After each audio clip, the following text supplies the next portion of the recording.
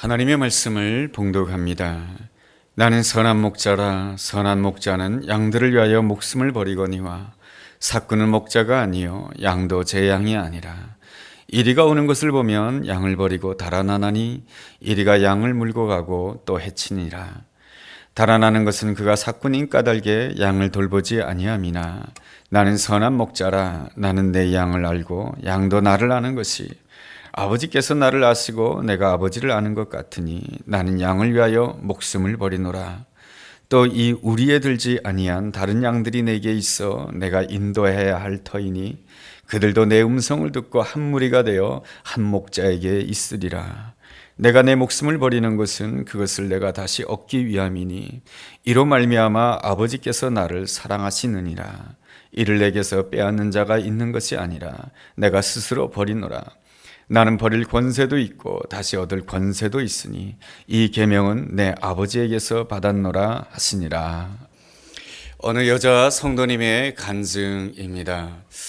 이분은 고등학교 선생님이시고요, 또한 교회에서 집사님이시고 또 교회학교에서 봉사하시는 그런 분이십니다. 참 열심히 신앙생활 하시는 분이신데 어느 날 갑자기 자신을 돌아보니까 자신의 마음이 굉장히 허전하다라는 것입니다. 뿐만 아니라 마음이 굉장히 외롭다는 것입니다. 내 나름대로 참 열심히 살아오고 또 신앙생활도 열심히 했던 것 같은데 왜 내 마음이 허전하고 또 내 마음이 이렇게 외로운 것일까? 잠시 자신을 돌아보았다라고 합니다. 지금 있는 남편과 결혼하였는데 남편에 대한 그 기대감이 굉장히 컸다라고 합니다. 그래서 자기가 기대하던 대로 남편이 직장 생활 잘하고 또 남자로서 멋진 모습을 보일 때는 참 내 마음이 기쁘고 즐거웠는데 또 그 남편은 내 기대와는 또 다르게 실망스러움 좀 보이고 못난 모습 보이게 되었을 때는 또 내 마음이 굉장히 상처를 받고 또한 실망이 되고 낙심이 되었다라는 것입니다. 그러다가 자녀가 태어나고 자녀가 이제 학교를 들어가는 그런 시기가 되었을 때는 이 남편에 대한 기대감이 고스란히 또한 자녀에 대한 기대감으로 옮겨졌다라고 합니다. 그래서 자녀가 공부를 잘하기를 원했고 또 학교 생활을 잘하기를 원했고 모든 것을 잘하기를 원했습니다. 그 자녀들이 자신의 기대감 따라서 이렇게 참 좋은 모습을 보일 때는 너무나도 좋았지만 자녀가 나의 기대와는 다른 모습을 보여줄 때는 실망과 또한 낙심이 자기 마음 가운데 찾아왔다는 것입니다.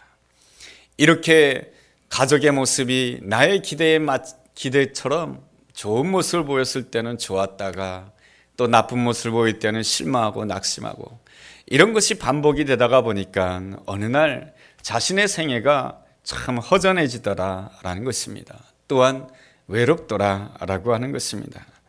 그러는 가운데 이분은 신앙인이기에 예수님을 깊이 바라보게 되었습니다. 예수님을 깊이 바라보는 가운데 이러한 점을 깨달았다는 것입니다. 주님께서는 나를 있는 그대로 다 받아주시는데 나는 내 옆에 있는 사람을 있는 그대로 받아주지 못했다라고 하는 것입니다. 나는 누구보다도 가족을 위해서 열심히 일했고 자녀들을 위해서 열심히 일했지만 그 수고하고 열심한 것에 대해서 항상 내 마음 가운데는 보상을 원했다라는 것입니다. 내가 수고하고 내가 땀 흘리고 열심히 한 것만큼 보상이 돌아오지 않을 때는 마음이 큰 상처를 받고 아픔을 경험했다라고 하는 것이죠. 나름대로의 기대감이 있었지만은 가족들이 보여주는 현실이라고 하는 것에는 분명한 갭이 있었던 것입니다. 갭이 있다가 보니까 거기에는 갈등이 있는 것이고 그 가족 간의 갈등으로 인하여서 어느덧 이 부인 집사님께서는 가족과 함께 있으면서도 외로움을 경험할 수밖에 없었다라고 하는 것입니다. 그럼에도 불구하고 집사님의 아름다운 점이라고 하는 것은 자신을 돌아볼 줄 알았다라고 하는 것이며 또한 하나님 앞에서 회개할 줄 알았다라고 하는 것이 그 집사님의 아름다운 점입니다. 그 집사님이 회개한 내용은 이렇습니다. 하나님, 제가 우상을 섬겼습니다. 용서해 주십시오. 내가 원하는 남편상을 만들어 놓고 남편을 섬겼고, 내가 원하는 자녀상을 만들어 놓고 자녀를 섬겼다라고 하는 것입니다. 나는 입술로는 하나님을 섬기고 몸으로는 교회에 나왔지만은 온전히 주님을 섬기기보다는 오히려 남편을 더 섬겼고 자녀를 더 섬겼고 사람을 더 섬겼다라고 하는 것입니다. 그러한 점들을 주님 앞에서 다 회개하고, 하나님 이제부터는 주님께서 나를 있는 그대로 받아주신 것처럼 나 역시 내 옆에 있는 사람을 있는 그대로 받아주기를 원합니다. 이렇게 고백하는 그 순간 자신의 마음 가운데 평안함이 찾아오게 되고, 이상하게 그렇게 고백하는 그 순간 눈이 탁 뜨여지더라는 것입니다. 남편이 사랑스러워 보이고 자녀들이 사랑스러워 보이고 있는 모습 그대로 사랑스러워 보이는 놀라운 역사가 일어났다라고 하는 것이죠. 이런 것을 이렇게 말해야 되나요? 영안이 띄어졌다라고 말이죠. 그런 아름다운 일들이 일어나게 되었을 때 변화가 일어나게 되었는데, 그렇게도 교회 나오지 않던 남편이 교회를 나오게 되고, 또한 친정 식구들이 예수를 믿지 않았는데 어머니도 예수를 믿게 되고, 또한 여동생도 예수를 믿게 되고, 교회에 대해서 늘 부정적이고 언론을 통한 이야기가 나올 때마다, 교회에 대해서 흠집을 내는 이야기가 나올 때마다 교회를 비판했던 남동생까지도 하나님을 믿게 되는 아름다운 역사가 일어나게 되었다라고 하는 귀한 간증입니다. 그 집사님의 아름다운 점이라고 하는 것은 무엇입니까? 바로 자신 안에 있는 그 우상을 버리고 온전히 주님을 바라보게 되었을 때에 참된 믿음을 얻게 되고 참된 생명을 얻을 뿐만 아니고 무엇을 얻게 되었습니까? 남편을 얻는 자가 되었고 자녀를 얻는 자가 되었고 친정 식구를 얻는 그런 복된 사람이 될 수가 있었던 것입니다. 돌아오는 목요일 날은 우리나라의 그 고유 명절 설날이라고 하게 되지요. 우리가 가족을 만나게 되고 친지를 만나게 되었을 때에 우리는 이러한 결심을 할 필요가 있습니다. 내가 무엇을 버려야 될까? 그런 생각을 좀 할 필요가 있습니다. 오랜만에 만난 가족과 친지를 만났을 때는 좀 버려야 될 것이 많이 있습니다. 버릴 때 친지를 얻게 되는 것이고, 버릴 때에 이 가족을 얻게 되는 것입니다. 예수님을 믿는다라고 하는 것을 한마디로 말한다라고 한다면 이렇게 정의를 내릴 수가 있습니다. 예수 안에서 나 자신을 버리고 예수 안에서 얻는 것이다. 예수 안에서 버리고 예수 안에서 얻는 것이 믿음 생활이다 라고 말씀드릴 수가 있을 것입니다. 오늘 우리가 읽은 요한복음 10장 11절서부터 18절 말씀까지 보면은 자주 등장하는 단어가 있습니다. 그것이 뭐냐 하면은 버린다 라고 하는 단어가 자주 등장하고 있습니다. 11절에도 보면은 목숨을 버린다라는 표현이 나오고요. 15절에도 보면은 나는 양을 위하여 목숨을 버린다. 17절에도 내가 내 목숨을 버리는 것은, 18절 말씀에도 내가 스스로 버리노라.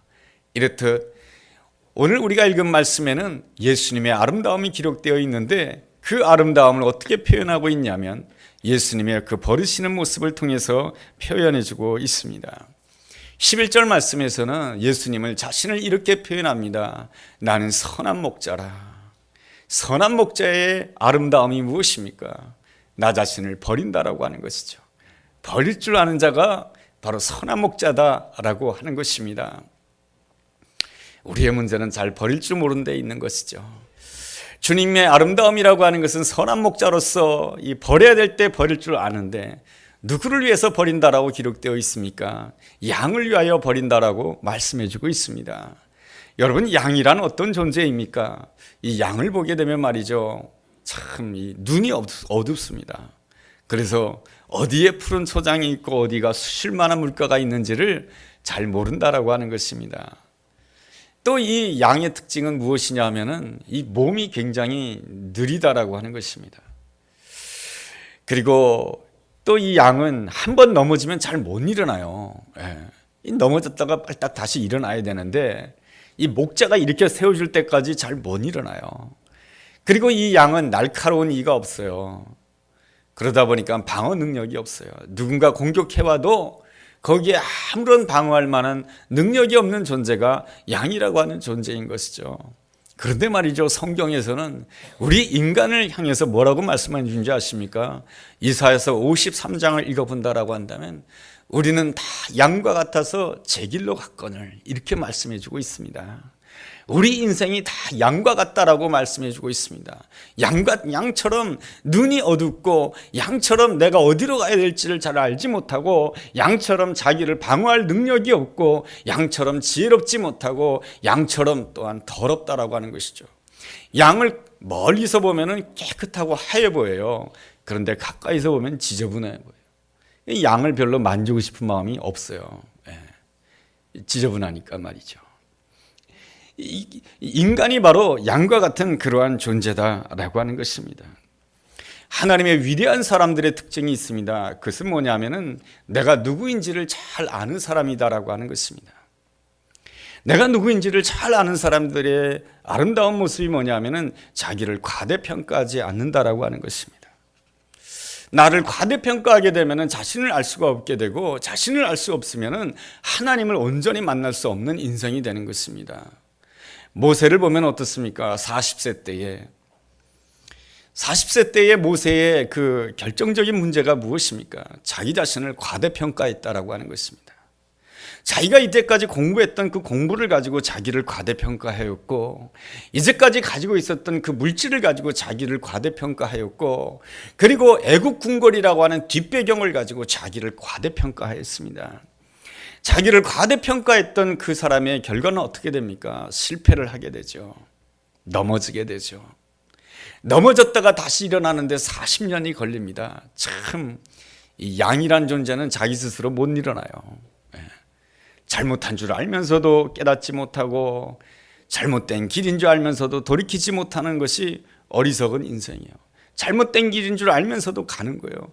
이것이 유혹이구나 라고 하는 것을 다 깨닫고도 유혹에 빠지는 것이 연약한 인생 아니겠습니까?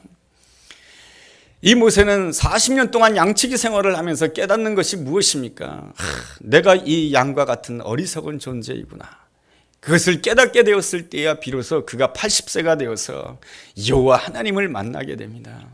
여호와 하나님이 바로 나의 목자시다라고 하는 것을 깨닫게 되었을 때에, 목자는 양과 같이 보잘것없는 존재였지만은 선한 목자이신 여호와 하나님이 주시는 놀라운 은혜와 능력으로 말미암아 새로운 삶을 살게 되는 것이죠. 바로 이스라엘 백성들을 구원해낸 자가 되고, 이스라엘 백성들을 이끌고 하나님께서 준비해 놓으신 젖과 꿀이 흐른 땅으로 인도하는 놀라운 하나님의 사람이 됩니다. 그러므로 아름다운 것은 무엇입니까? 바로 내 자신이 누구라고 하는 것을 잘 아는 것이 중요하다라고 하는 것이죠. 철학자도 그랬죠. 너 자신을 알라라고 말이죠. 이 다윗과 같은 경우에는 참 그 어린 시절부터 내가 누구라고 하는 것을 잘 알았던 사람입니다. 이 양치기 생활을 통해서, 이 양치기를 하는 사람들은 다 자기가 누군지를 아는 것 같아요. 왜냐하면 당시에 그 양치기라고 하는 것은 그렇게 선망의 직업이 아니었거든요. 참 연약한 직업이었고, 힘든 직업이었고, 참 어려운 직업이었거든요. 그 어려운 상태에 있게 되었을 때에 사람들은 모든 것이 잘 나갈 때에 내가 누구인가를 알기보다는 오히려 힘들고 어려웠을 때에 내가 누구인가를 아는 것이 인간이다라고 하는 것입니다. 이 다윗의 아름다운 점은 어린 시절부터 힘들게 성장하였지만은 그럼에도 불구하고 아름다웠던 점은 내가 누구라고 하는 것을 알았던 것이죠. 내가 양과 같은 존재라고 하는 것을 알았던 것입니다. 그러기에 이 다윗의 아름다운 점은 항상 선한 목자 옆에 있기를 원했던 것입니다. 선한 목자가 없다라고 한다면 양과 같은 나는 아무것도 아니다라고 하는 것이죠. 그러기에 다윗의 시편 가운데 23편을 본다라고 한다면 아름다운 신앙 고백이 있습니다. 여호와는 나의 목자시니 내가 부족함이 없음이로다. 이 다윗의 생애는 이 어린 시절뿐만 아니라 청년기 때도 얼마나 힘든 생애를 살았습니까? 사울왕에게 쫓겨가지고 언제 어려움을 당할지 알 수 없는 그런 상황 가운데 있었습니다. 그리고 또한 그 광야에서 앞이 보이지 않습니다. 이 광야의 생활이 언제 끝날까? 여러분, 이런 것을 안다라고 한다면 그것이 광야가 아니죠. 내가 힘들고 어려운데 한 3년만 내가 고생하게 되면 3년 후에는 모든 것이 잘 될 것이다. 이러한 분명한 그것이 보인다라고 한다면 그것이 뭐 그렇게 큰 어려움이겠습니까마는 광야라고 하는 세월은 끝나지 않을 것 같은 이 광야의 세월 내가 어떻게 감당할 것인가. 그러나 이 다윗의 아름다운 점은 내가 양이다라고 하는 것을 알았고, 내가 양과 같은 존재로서 이 광야에서 어디로 가야 될지 알 수 없는 존재이고, 내가 양과 같은 존재로서 사울 왕이 나를 공격해 오게 되었을 때 나는 방어할 능력이 없다라고 하는 것을 알았지만은 여호와께서 나의 목자시기 때문에 나는 부족함이 없습니다라고 고백하는 것이죠. 그랬을 때 이 다윗은 그 자신의 삶 앞에 내가 어디로 가야 될지 알 수 없지만은 하나님께서 나의 목자가 되어 주시기 때문에 하나님께서는 얼마든지 나를 푸른 초장과 실만한 물가로 인도하실 뿐이며, 또한 내 앞에 사망의 음침한 골짜기가 있다 할지라도 주의 지팡이와 막대기가 아니하시기에 나로 하여금 감당할 수 있게 할 것이며, 나로 하여금 원수의 목전 앞에 서는 그 순간이다 할지라도 여호와께서는 나의 목자시기에 나에게 상을 베풀어 주시는 놀라우신 하나님이신 줄로 믿습니다. 이러한 아름다운 고백을 하였기에 이 다윗은 참으로 주 안에서 복된 생애를 살아갈 수가 있었던 것입니다. 우리가 나는 양과 같은 존재이지만 선한 목자이신 주님과 함께한다라고 하는 것이 얼마나 큰 은혜요 축복인지 모릅니다. 선한 목자의 아름다운 모습은 17절에 또 이렇게 기록되어 있습니다. 내가 내 목숨을 버리는 것은 그것을 내가 다시 얻기 위함이니 이로 말미암아 아버지께서 나를 사랑하시느니라. 우리가 섬기는 주님의 그 아름다움이라고 하는 것은 선한 목자요, 선한 목자이신 주님은 어떤 분이시냐 하면은 자신을 버릴 줄 알았다고 하는 것이며, 자신만을 버릴 줄 아는 그러한 분일 뿐 아니라 내가 이것을 버리게 된다라고 한다면 내가 하나님의 은혜 가운데서 무엇을 얻을지 알았다라고 하는 것입니다. 내가 지금 오늘 버리는 것이 육체의 육신이라고 하지만 이 육체를 버린다 할지라도 이 육체를 십자가상 가운데 버리는 것으로 끝나는 것이 아니고, 이 가운데서 내가 얻을 것이 하나님의 은혜 가운데 부활 생명을 얻을 것이며 영원한 생명을 얻을 것이며 이 땅에 죽어가는 많은 심령들을 얻을 것이다라고 하는 것을 확신하신 분이 바로 우리가 섬기는 아름다운 목자요 선한 목자인 줄로 믿습니다. 또한 선한 목자는 바로 이 길이 바로 하나님이 기뻐한다라고 하는 것을 아셨던 것이죠. 그 말씀이 바로 17절 말씀인 것이죠. 내가 내 목숨을 버리는 것은 그것을 내가 다시 얻기 위함이며 이로 말미암아 아버지께서 나를 사랑하신다라고 하는 것이죠. 아버지께서 나를 사랑하시는 그 이유가 무엇입니까? 내가 아버지의 방법대로 아버지의 뜻대로 아버지께서 원하는 그 길대로 가기 때문이다라고 하는 것입니다. 아버지께서 원하는 길이 무엇입니까? 버림으로 인해서 얻는 것이죠. 버려야 될 때 버릴 줄 알고 그럴 때에 하나님의 은혜 가운데 얻을 것이 있다라고 하는 것이죠. 이렇게 가는 것이 바로 하나님이 사랑하는 길이며 축복하는 길이며 하나님이 도와주시는 길이며 하나님이 함께해 주시는 길이다라고 하는 것입니다. 이 길이 바로 믿음의 길인 줄로 믿습니다. 이 믿음의 길을 잘 갔던 사람이 바로 아브라함인 것이죠. 하나님께서 아브라함이 75세가 되었을 때 아브라함을 부르십니다. 너는 너의 본토 친척 아비집을 떠나라. 그랬을 때 참 이 본토 친척 아비집을 떠나는 것이 너무 힘들었던 것이죠. 오늘날과는 달리 고향을 떠나는 것이 과거에는 죽음과도 같았던 것입니다. 그런데 본토 친척 아비집을 떠나고 있습니다. 본토 친척 아비집을 버렸습니다. 본토 친척 아비집을 버림으로 인해서 무엇을 얻게 됩니까? 하나님께서 예배해 놓으신 가나안 땅을 얻게 됩니다. 이 놀라운 이 하나님의 역사를 체험하게 된 이 아브라함, 성숙한 믿음을 가지게 되었을 때 하나님께서는 이 아브라함에게 또 엄청난 것을 버리라고 합니다. 무엇을 버리라고 합니까? 100세에 낳은 그 사랑하는 아들 이삭, 눈에 넣어도 아프지 않을 그 아들을 버리라고 합니다. 저 같으면 못 버릴 것 같아요. 하나님 주실 때는 언제고 가져가는 건 또 무엇입니까? 이게 무슨 법입니까? 하면서 하나님 앞에 불평할 수도 있었겠지만은, 그러나 아브라함은 그러지 않습니다. 아브라함은 주신 분도 하나님이시며 가져가신 분도 하나님이십니다. 내가 오늘 버린다 할지라도 주님의 은혜 가운데서는 더 큰 것을 얻게 될 줄로 믿습니다. 오늘 내가 생명을 버린다 할지라도 여기에 부활의 생명이 있는 줄로 믿습니다. 내 육체의 생명을 버린다 할지라도 여기에 부활의 생명이 있고 영원한 생명을 내가 얻게 될 줄로 믿습니다. 그러한 마음으로 아브라함은 그 아들을 모리아산에다가 하나님 앞에 드리게 됩니다. 버릴 때에 버렸습니까? 하나님께서 버리도록 하지 아니하셨습니다. 버리도록 하지 않을 뿐 아니라 하나님께서는 아브라함에게 놀라운 축복을 주셨습니다. 세 가지 축복을 주시는데요, 참 귀한 축복인데, 첫 번째 축복은 내 씨가 번성하게 될 것이다. 하늘의 별들처럼 바다의 모래알처럼 번성하게 될 것이다. 두 번째로는 내 씨가 대적의 성문을 차지하게 될 것이다. 대적의 성문이라고 하는 것은 무엇입니까? 바로 우리를 가로막고 있는 이 장애물을 넉넉하게 넘어서게 한다라고 하는 것이죠. 세 번째 축복은 내 씨로 말미암아 천하 만민이 복을 받게 될 것이다. 너가 축복의 통로가 될 것이다 라고 하는 것입니다. 이것이 바로 하나님께서 아브라함에게 주신 영원한 언약이요, 변하지 않는 언약이요, 그 하나님이 주신 그 언약은 천대까지 이루어지는 아름다운 언약이요 축복인 줄로 믿습니다. 역사적으로 본다라고 한다면 이스라엘은 참 작은 나라요, 순환도 많은 그러한 나라였습니다. 그에 비해서 이 이스라엘을 둘러싸고 있는 나라들은 너무나도 크고 강대국이었습니다. 이스라엘 입장에서 보기에는 그 강대국들이 너무 부러웠을 것입니다. 아수르 제국 있죠, 바벨론 제국 있죠, 바벨론 제국 다음에는 페르시아 제국이죠, 페르시아 제국 다음에는 헬라 제국이죠, 헬라 제국 다음에는 로마 제국이죠. 그 모든 제국들이 다 부러워 보였을 것입니다. 그러나 말이죠, 그 제국들은 어떻습니까? 지금은 역사책에만 있는 그러한 제국이 되었습니다. 그러나 이스라엘은 지금까지도 존재하고 있지 않습니까? 그 차이가 어디에 있을까요? 이 제국들의 문제점은 무엇이냐면 늘 모으려고 했던 것입니다. 나를 중심으로 돈을 모으고, 나를 중심으로 사람을 모으고, 나를 중심으로 권력을 모으고, 늘 모으려고 했던 거예요. 늘 모으려고 하다가 보니까 그것이 바벨탑이 되는 것이고, 언젠가는 하나님의 때에 무너질 수밖에 없는 것이 역사의 순리 아니겠습니까? 그에 비해서 이 이스라엘의 아름다운 점이라고 하는 것은 무엇입니까? 이스라엘이 다른 민족에 비해서 특별하게 머리가 똑똑해서요, 수제여서요, 오늘날까지 존재한 것입니까? 그렇지 않습니다. 하나님께서는 아브라함을 보시고 이스라엘을 축복해 주신 것입니다.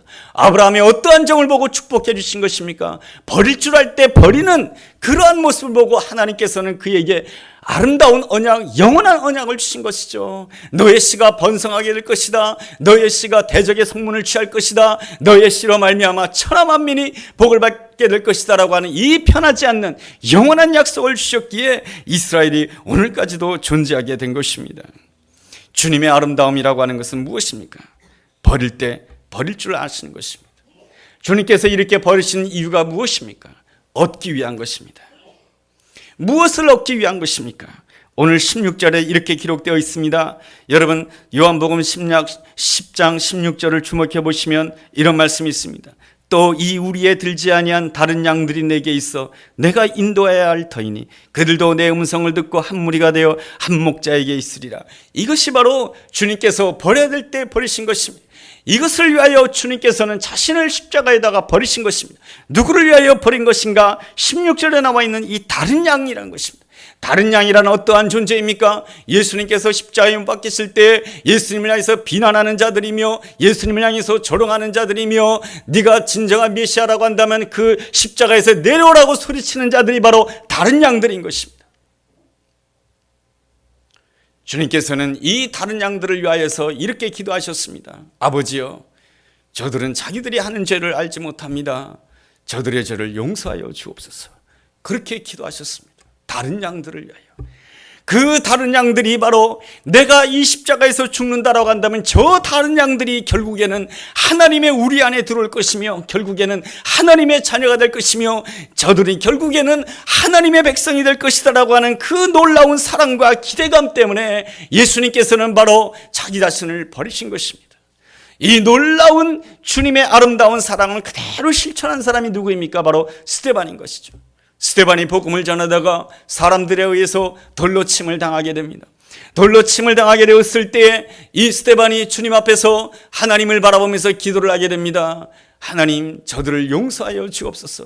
저들은 자기들이 하는 죄를 알지 못합니다. 어떻게 그가 그러한 기도를 할 수가 있었을까요? 자기 자신을 버릴 때에 그러한 기도를 할 수가 있었던 것이죠. 자기를 버릴 때에 어떤 역사가 일어나게 됐냐면 스데반의 영안이 열리게 되는 것이죠. 스데반의 영안이 열리게 되었을 때 하늘의 영광을 보게 되는 것이죠. 예수님께서 하나님 보좌 우편에서 영광 받으시는 그 놀라운 장면을 보게 되었을 때 이 스데반은 확신하게 되는 것이죠. 오늘 나의 버림이 그냥 버림으로 끝나는 것이 아니고 이 버림 때문에 내가 얻게 될 줄로 믿습니다. 예수님이 십자가의 못 박음으로 인해서 다른 양을 얻으셨듯이 오늘 또한 나 또한 오늘 하나님께서 나에게 주신 이 버려야 될 때 버림으로 인하여서 내 앞에는 다 다른 양들이지만 이 다른 양들 가운데서도 하나님 우리 안에 들어올 수 있는 아름다운 양이 있는 줄로 믿습니다. 여기에 하나님의 자녀가 있고 여기에 하나님의 백성이 있는 줄로 믿습니다 하면서 그들을 위해서 기도했을 때에 누가 들어오게 됩니까? 다른 양 가운데 사울이 들어오게 되는 것이죠. 사울이라고 하는 사람은 어떤 사람입니까? 자기를 과대평가하는 사람이에요. 가브리엘 문화생이라고 해서 자기를 과대평가하고 바리새인이라고 해서 자기를 과대평가하고 공부를 많이 했다고 해서 자기를 과대평가하고 율법에 대해서는 누구보다도 열심히라고 해서 자기를 과대평가했던 인생인 것입니다. 자기를 과대평가하는 인생은 결단코 주님을 온전히 만날 수가 없게 되는 것이죠. 그러나 그 다메섹 도상에서 그의 눈이 어두워지게 되었을 때 자기가 보잘것없는 양이라고 하는 것을 깨닫게 되고 보잘것없는 양이라고 하는 것을 깨닫게 되었을 때 예수 그리스도를 온전히 만나게 되고 예수 그리스도를 온전히 만나게 되었을 때 그의 인생은 새로운 인생이 된 것입니다. 누구 때문에 그런 것입니까? 바로 그를 위하여서 버린 자가 있기 때문에 그런 것 아니겠습니까? 오늘 우리가 이 한국 땅에서 예수님을 자유롭게 믿을 수 있는 놀라운 이유가 무엇입니까? 우리 130년 이전에 이 땅에 참 버림받을 것 같은 그러한 땅 가운데 있었을 때에 선교사님들이 이 땅에 와서 자기를 버림으로 인하여서 그 버림의 사건을 통하여서 이 땅에 복음의 씨앗이 뿌려지고 우리는 다른 양이었지만은 다른 양들이 다 이제는 하나님의 우리 가운데 들어와 있는 하나님의 자녀가 되어 하나님의 백성이 되고 하나님께 영광 돌리는 아름다운 사람이 된 것 아니겠습니까? 그 스데반으로 인하여서 이 사울이라고 하는 사람은 자기 이름을 바꾸게 됩니다. 바울이라고 바꾸게 되죠. 바울이라고 하는 뜻이 무엇입니까? 작은 자라고 하는 뜻이죠. 그리고 자기를 죄인 중에 개수라고 합니다. 주님을 만난 자의 아름다운 점은 자기를 과대평가하지 않습니다. 겸손합니다. 그랬을 때 이 사도 바울은 신약 성경이 27권인데 27권 가운데 14권을 쓰게 되는 놀라운 역사를 감당하게 됩니다. 하나님의 미소라고 하는 아름다운 글이 있습니다. 뉴욕 병원에서 근무하는 한국인 의사인데 김 집사님이라고 하는 분입니다. 어느 날 병원 구급차가 사이렌을 울리면서 병원으로 막 들어옵니다. 응급실로 들어옵니다. 소년이었습니다. 고등학생이었습니다. 잘생긴 백인이었습니다.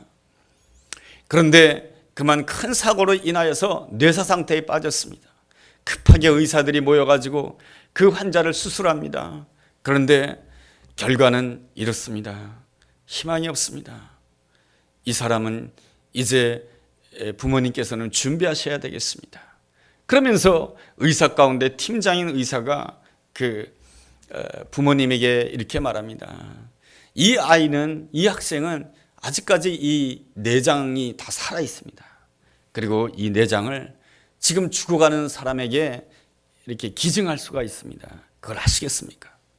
그렇게 제의를 하자 부모님은 아들이 이제 곧 죽는다고 하는 사실 앞에 너무 가슴이 무너졌지만 두 사람은 참 독실한 그리스도인이었습니다. 그래서 장기를 기증하겠다라고 합니다. 장기를 기증하겠다고 했을 때 이제 장기 기증받을 사람을 찾았는데 그 사람이 누구냐면 흑인이고 마약 중독자고 날마다 교도소에 들락날락하는 그러한 사람이었습니다.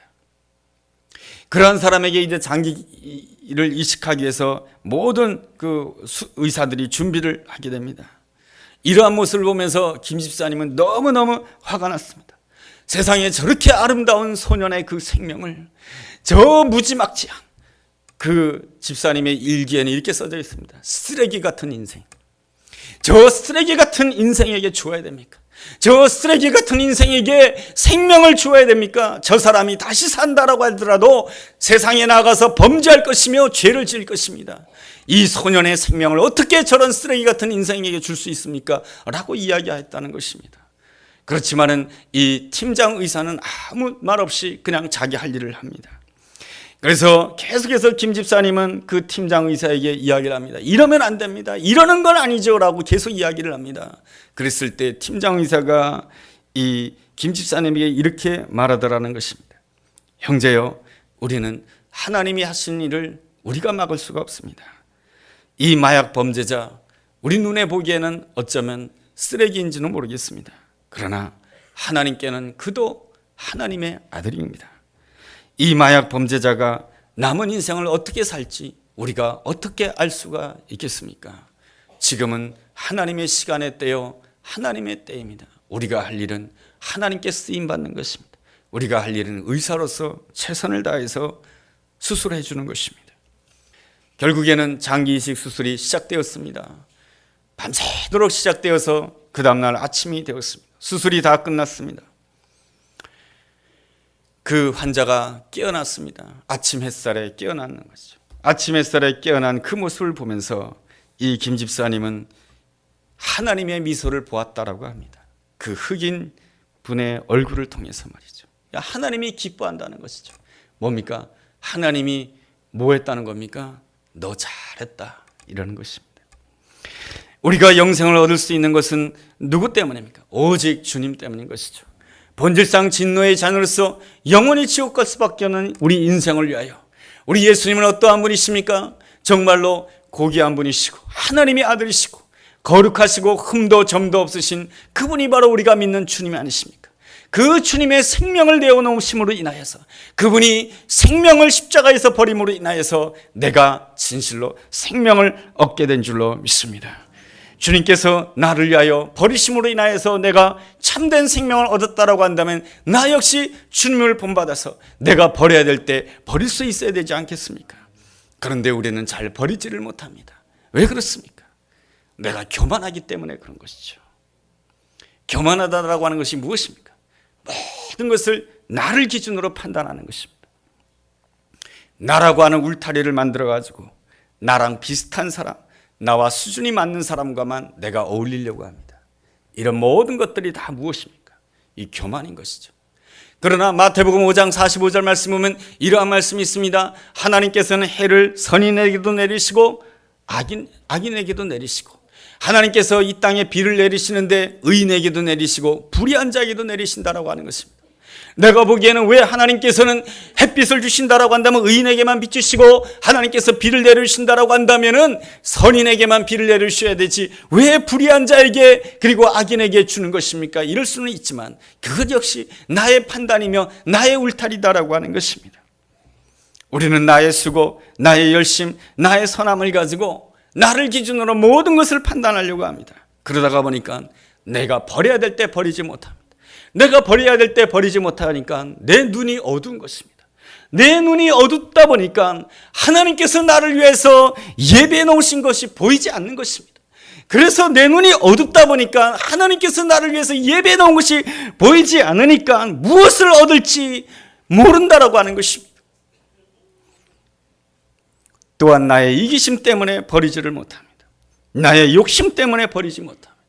나의 탐욕 때문에 버리지 못하고 위선을 버리지 못하고 거짓을 버리지 못합니다.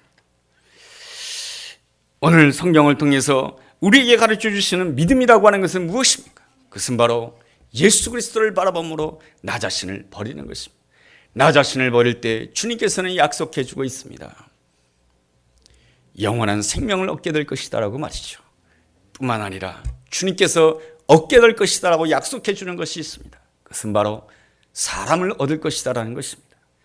남편을 얻을 것이며 아내를 얻을 것이며 자녀를 얻을 것이며 부모를 얻을 것이며 이웃을 얻을 것이며 새로운 생명을 얻게 될 것이다 약속해 주고 있습니다. 이번 주 설날이어서 그런 생각을 해봅니다. 내가 무엇을 버려야 얻을 수 있을까요? 믿음이란 버리고 얻는 것입니다.